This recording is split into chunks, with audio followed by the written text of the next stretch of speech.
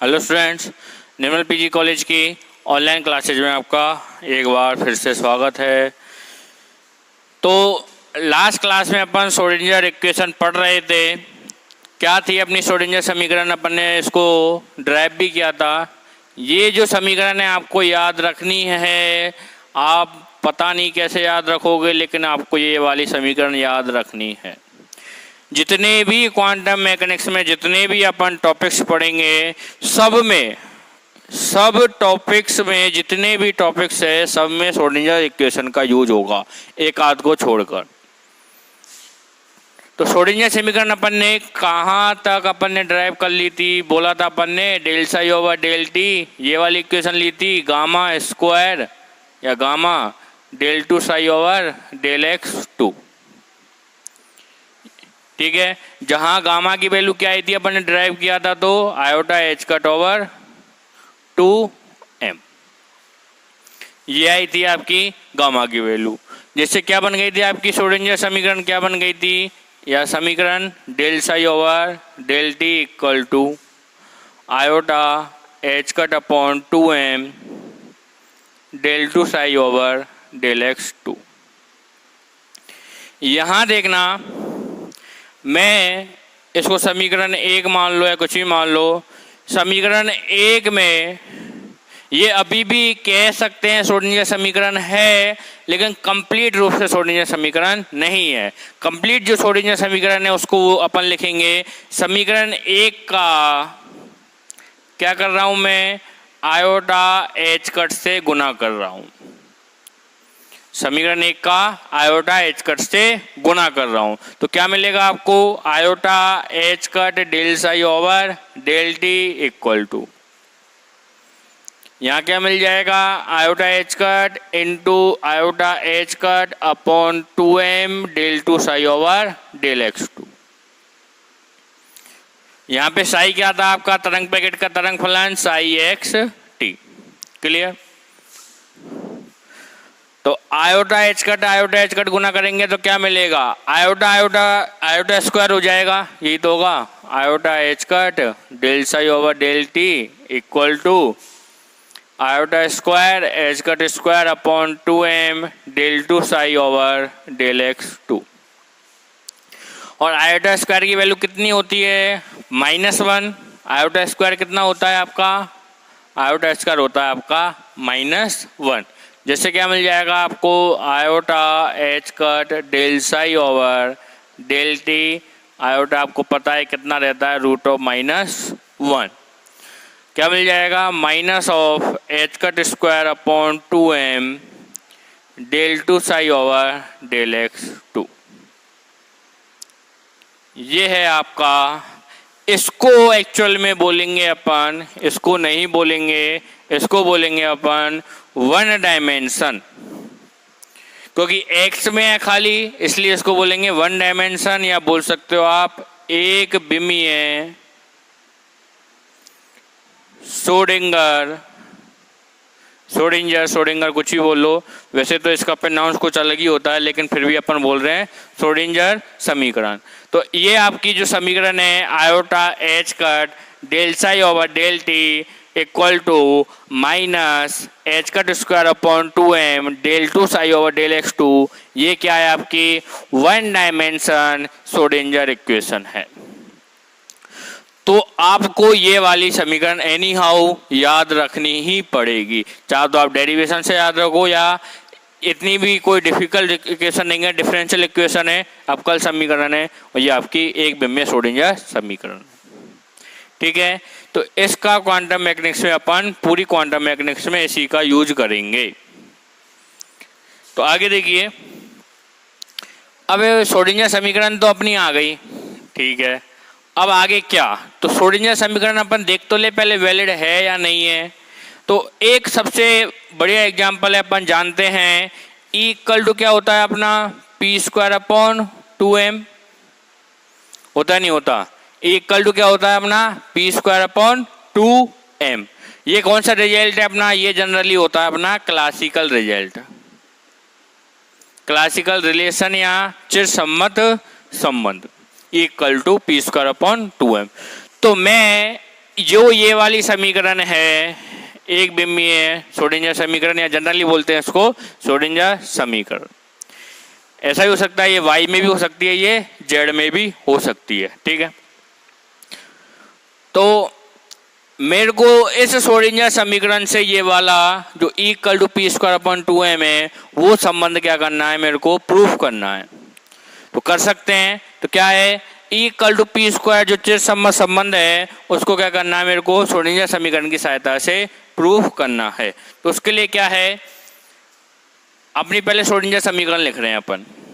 Schrodinger equation क्या है, iota H cut del psi over del t equal to minus H cut स्क्वायर/2m del two psi over del x2।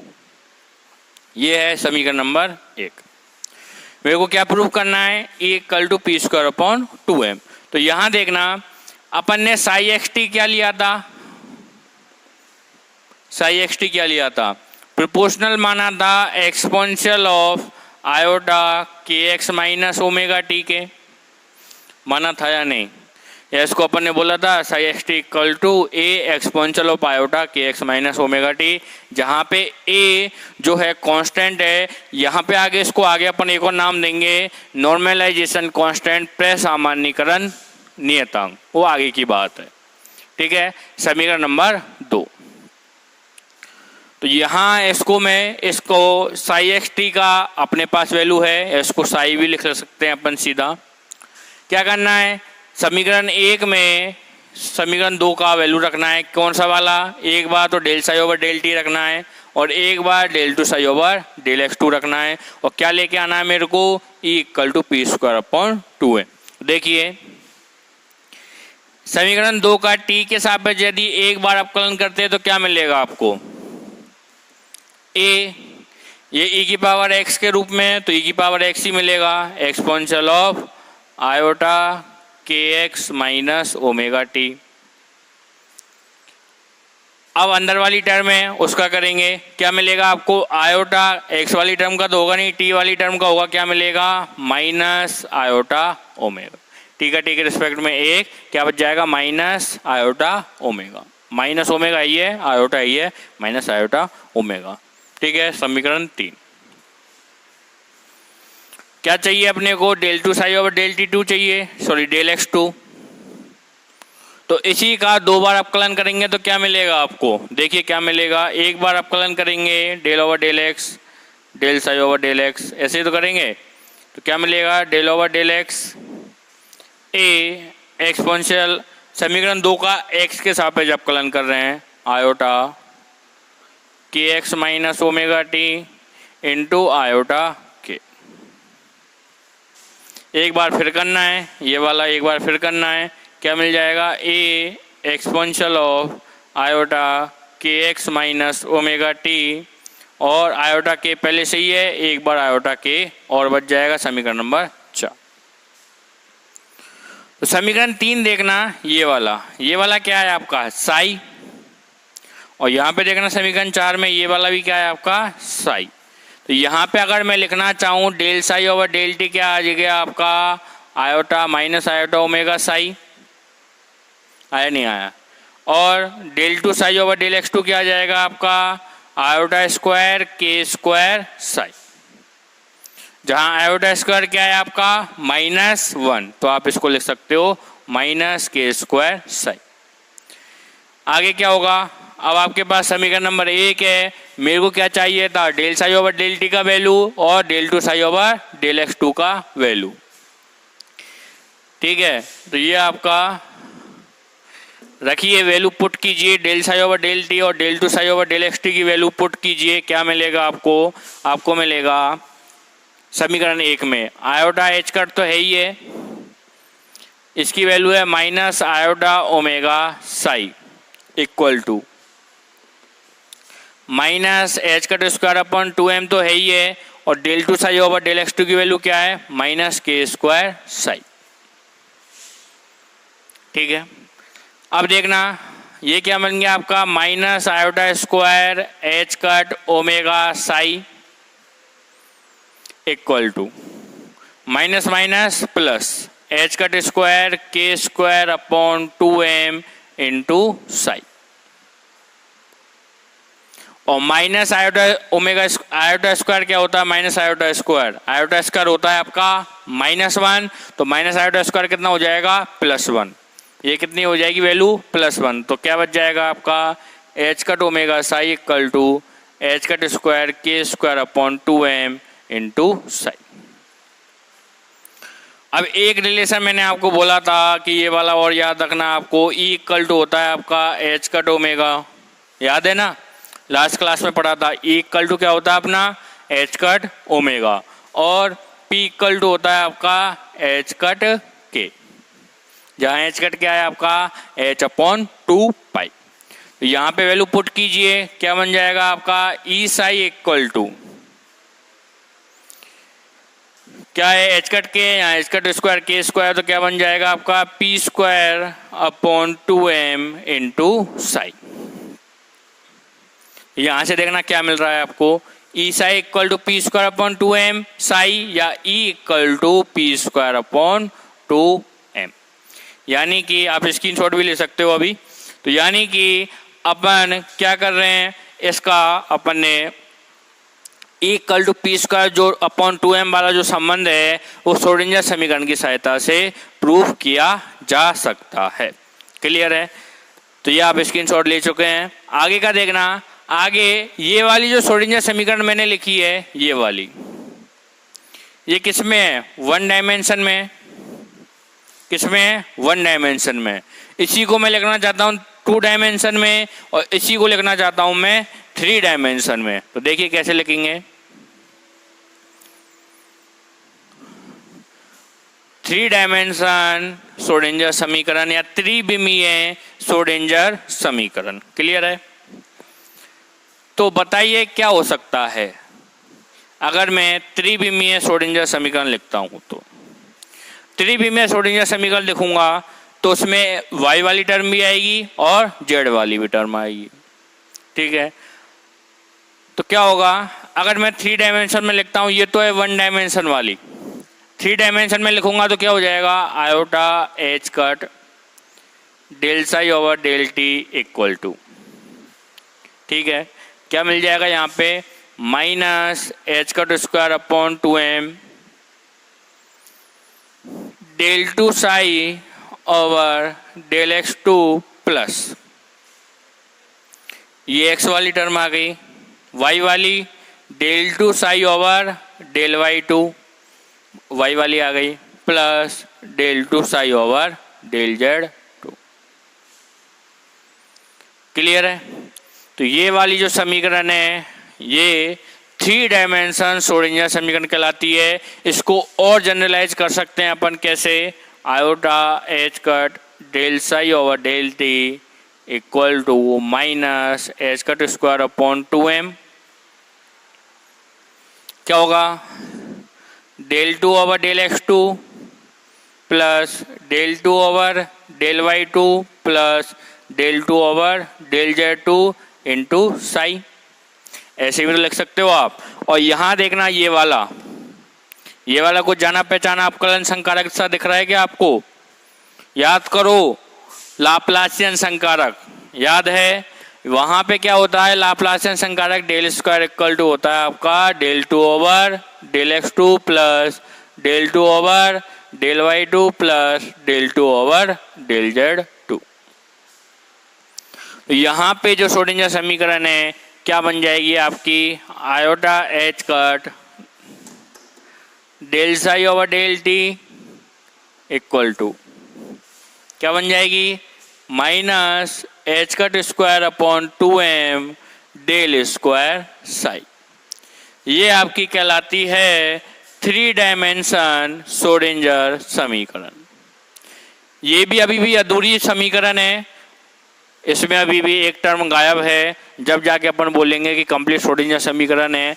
लेकिन जब generally आप use करोगे तो 1 डायमेंशन के लिए ये है और 3 डायमेंशन के लिए ये है। अगर 2 डायमेंशन बोलूँगा तो मुझे क्या आ जाएगा, यहाँ पे x वाली टर्म आएगी और y वाली टर्म आ सकती है, या y वाली और z वाली। अगर 2 डायमेंशन बोलूँगा तो ये वाली टर्म हट जाएगी। क्लियर है।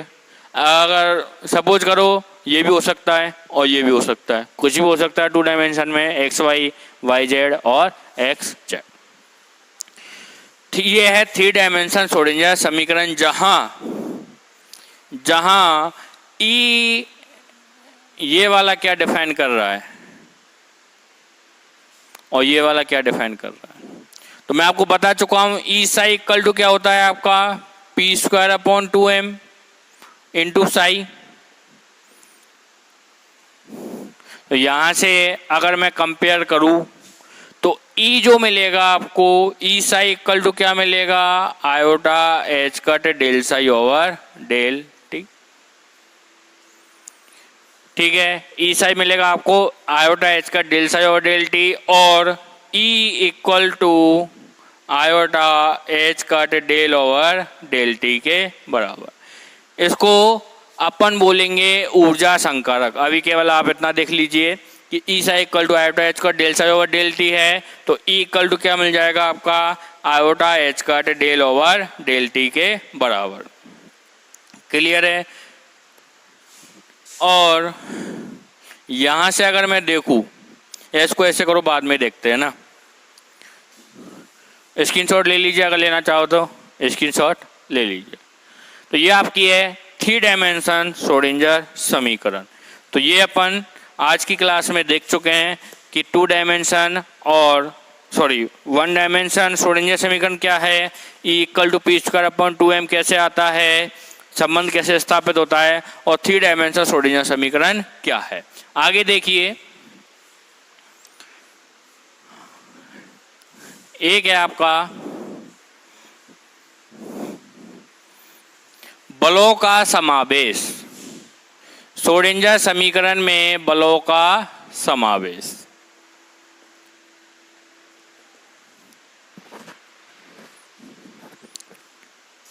तो क्या है कि सपोज करना कोई आपका कण है,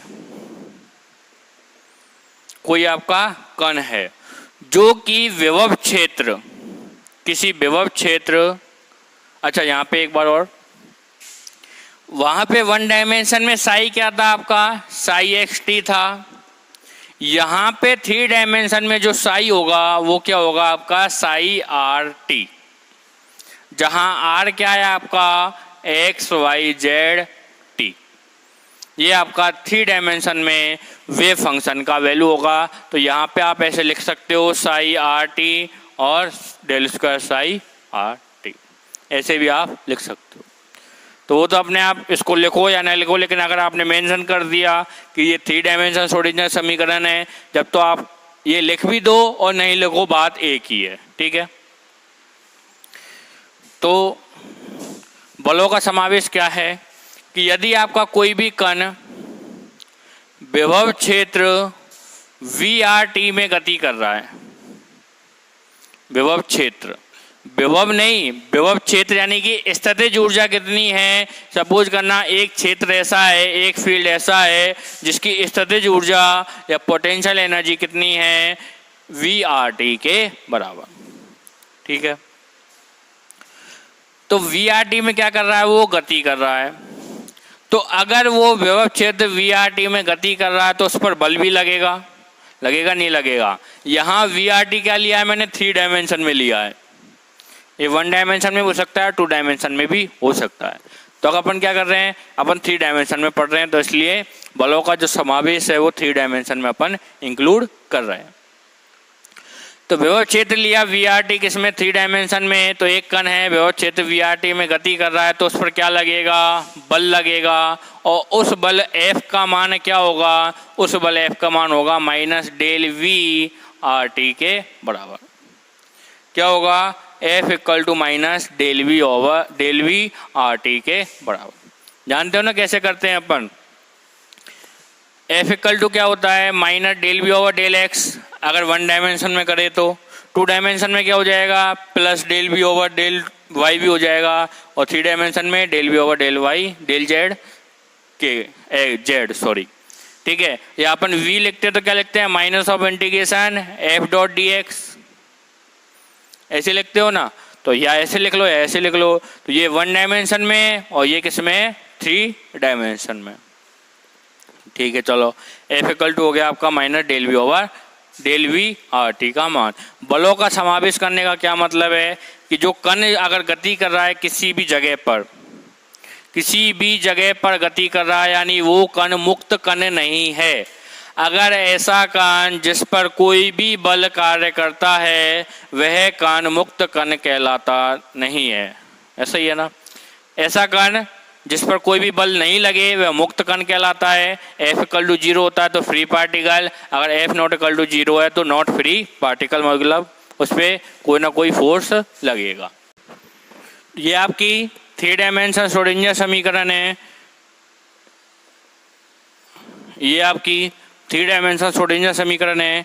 एफ इक्वल टू होता है अपना minus V upon R T. ठीक है, अब मेरे को बताइए किसी भी कण की कुल ऊर्जा क्या होती है? किसी भी कण की कुल ऊर्जा क्या होती है? ई। वो होती है आपकी गतिज ऊर्जा प्लस स्थितिज ऊर्जा, पोटेंशियल एनर्जी। और गतिज ऊर्जा अपन जानते हैं कैसे लिखते हैं अपन, पी स्क्वायर अपॉन 2m से। ठीक है, यहाँ पे जो पोटेंशियल एनर्जी है वो क्या है? VRT है, क्योंकि अभी तक अपन ने माना था कि जो कण है वो मुक्त अवस्था में है, कण पर कोई भी बल नहीं लग रहा है, तो उसकी स्थितिज ऊर्जा का मान क्या मान रहे थे अपन? 0। तो जब भी तो बोल रहे थे अपन E equal to kinetic energy है। आपने शायद सोचा नहीं होगा कभी अभी तक के लेक्चर्स में कि मैं E equal to kinetic energy क्यों ले रहा हूँ। तो वहाँ पे क्या किया था अपन ने? पोटेंशियल एनर्जी को नेगलेक्ट कर रहे थे। लेकिन अब कितना अपन नेगलेक्ट करेंगे? कभी ना कभी तो ये पिक्चर में आएगा ही। तो क्या करेंगे? पोटेंशियल एनर्जी को अपन ने यहाँ पे क्या कर लिया? इंक्लूड कर लिया। तो अब जो कुल ऊर्जा है उसमें पोटेंशियल एनर्जी भी इंक्लूड होगी, जिसका वैल्यू है आपका VRT। क्या वैल्यू है आपका? VRT। यहाँ पे ऐसे लिख लो उसको वेक्टर रूप में, VRT। तो अब जो कुल ऊर्जा है वो केवल काइनेटिक एनर्जी ना रहकर क्या रहेगी? VRT के बराबर, जहां पे क्या हो जाएगा? E psi equal to P square upon 2m psi एक प्लस VRT साई। होगा नहीं होगा? साई का गुना कर दो। वैसे तो गुना करना, ऐसा पिक्चर थोड़ी अलग हो जाएगी, मतलब मीनिंग थोड़ा अलग हो जाएगा कि गुना कर रहे हैं साई का। एक्चुअली ये अप्लाइड होता है, ये पूरा इक्वेशन अप्लाइड होगी साई पे, तो ये इक्वेशन गुना हो रही है साई से, ना कि साई गुना हो रहा है इससे। ठीक है, इसको आप लिख लो E psi RT equal to P square upon 2m psi RT plus VRT psi RT के बराबर। और अपन जानते हैं, चाहे तो आप यहाँ से कर लो, चाहे तो आप यहाँ से इंक्लूड कर लो, ये भी तो बराबर है आपका E psi equal to P square upon 2m psi के। इसमें क्या अपन ने इंक्लूड कर दिया? खाली प्लस VRT साई। तो यहाँ पे जो आपकी एक्चुअल समीकरण बनेगी वो क्या बनेगी? Iota H cut del psi RT over del T equal to minus H cut square upon 2m psi RT, sorry del square psi RT plus VRT psi RT। ये आपका कहलाएगा एक्चुअल में यदि कोई कण किसी फील्ड में अगर मोशन कर रहा है तो उसमें उस कण की जो श्रोडिंगर समीकरण होगी वो ये होगी। और ये देखना, ये काइनेटिक एनर्जी वाला पार्ट है, ये वाला, ये क्या अपना काइनेटिक एनर्जी वाला पार्ट है, ये टोटल एनर्जी वाला पार्ट है। तो ये जो बच गया वो कौन सा पार्ट हो जाएगा? पोटेंशियल एनर्जी वाला पार्ट। तो ये जो होगी, ये वाली समीकरण होगी, वो क्या कहलाएगी? आपकी 3 डायमेंशन श्रोडिंगर समीकरण इन ए पोटेंशियल फील्ड और potential energy VRT in which a particle is moving. Okay, अब देखिए क्या बोला था मैंने? F equal to minus del V over del RT है, डेल V इंटू RT है, ऐसे बोल लो। अब श्रोडिंगर समीकरण में क्या आ गया, पोटेंशियल एनर्जी आ गई, वीआरटी आ गया, यानी कि सीधा सीधा क्या आ गया, आपका बल आ गया। अगर वीआरटी है तो बल भी होगा, यानी क्या हो रहा है, श्रोडिंगर समीकरण में बलों का समावेश हो रहा है। बलों का क्या बोल रहे हैं, क्यों बोल रहे हैं बलों, बल भी तो बोल सकते हैं, बल का समावेश। बलों का इसलिए बोल रहे हैं कि ये जो पोटेंशियल एनर्जी है वो किस में है, 3 डायमेंशन में है। तो x में पोटेंशियल एनर्जी होगी, y में होगी और z में होगी। तो इसी प्रकार x में बल अलग लगेगा, y में अलग लगेगा और z में अलग लगेगा। सेम भी हो सकता है, ऐसा नहीं है कंफर्म कि अलग अलग ही होगा, सेम भी हो सकता है। तो बलों का जो मान है वो इसमें क्या हो जाएगा, इंक्लूड हो जाएगा। तो बलों का समावेश इस वजह से बोला है इस वाली समीकरण में। ये क्या है आपका, बलों का समावेश। आगे देखना, अब एक होता है ऑपरेटर, संकारक, एक होता है आपका संकारक, उसको आगे की क्लासों में पढ़ाएंगे और अच्छे से। तो यहाँ पे देखना, अगर मैं इस वाली समीकरण और इस वाली समीकरण को कंपेयर करता हूँ तो यहाँ से क्या मिल रहा है मेरे को, E psi equal to iota H cut del psi over del T, clear है। और P square upon 2m psi equal to क्या मिल रहा है, minus H cut square upon 2m del square psi, जहां डेल स्क्वायर क्या है आपका, लाप्लासियन ऑपरेटर, लाप्लासियन संकारक, ठीक है। तो E psi equal to iota H cut del psi over del T है। तो यहाँ से अगर ई लिखता हूँ तो ई आएगा, ऐसे लिखते हैं अपन, E cap iota H cut del over del संकारक, क्या कहलाता है ये आपका, ऊर्जा संकारक। यहाँ से अगर मैं कंपेयर करता हूँ, यहाँ से इसको बोलते हैं अपन एनर्जी ऑपरेटर। अभी तो आप ध्यान रख लीजिए कि अपन ने ऐसा कुछ लिखा है। यहाँ देखना, इस समीकरण से यदि मैं कंपेयर करता हूँ तो क्या मिलेगा आपको, P square upon 2m equal to minus H cut square upon 2m del square, 2m से 2m कट गया, क्या मिलेगा, P square equal to minus H cut square del square. या अगर मैं केवल p की वैल्यू लिखता हूँ तो इसका क्या करना पड़ेगा, रूट करना पड़ेगा, जो कि आएगा आपका minus iota H cut del के बराबर, और ये हो जाएगा p कैप, संकारक को कैप द्वारा रिप्रेजेंट किया जाता है। ये हो जाएगा आपका संवेग संकारक, मोमेंटम ऑपरेटर, ठीक है।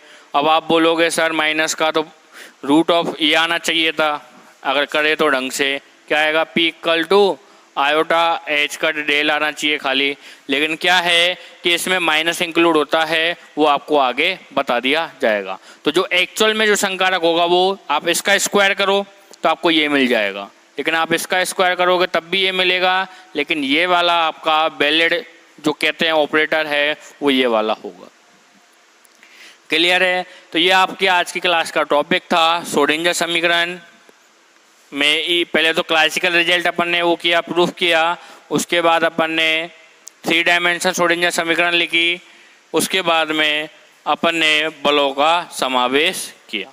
तो ये आपकी ये वाली समीकरण आपको ध्यान रखनी है, ये वाली और ये वाली भी ध्यान रख सकते हो, लेकिन इसमें जो वैल्यू है ये वाली और ये वाली आपको ध्यान में रहनी चाहिए, जब तो आपके लिए इजी हो जाएगा। तो 2 समीकरण आपको ध्यान रखनी है, 1 डायमेंशन में और ये वाली 3 डायमेंशन में। अगर मैं बोलूँ आपको फ्री पार्टिकल है, मुक्त कण है, कोई अगर क्या है, फ्री पार्टिकल है, मुक्त कण है, तो उसके लिए क्या हो जाएगा, वीआरटी का वैल्यू 0 हो जाएगा। तो वहाँ पे ये वाला पार्ट आपका हट जाएगा। कौन सा वाला पार्ट हट जाएगा आपका, ये वाला, ठीक है। क्या बच जाएगा आपका, केवल जो आपने अभी तक पढ़ा है। तो नेक्स्ट क्लास में अपन इससे आगे का देखेंगे कि टाइम डिपेंडेंट श्रोडिंगर समीकरण क्या होती है, टाइम इंडिपेंडेंट क्या होती है, और आगे का अपन देखेंगे। श्रोडिंगर समीकरण की कुछ विशेषताएं भी देखेंगे, ठीक है। Thank you.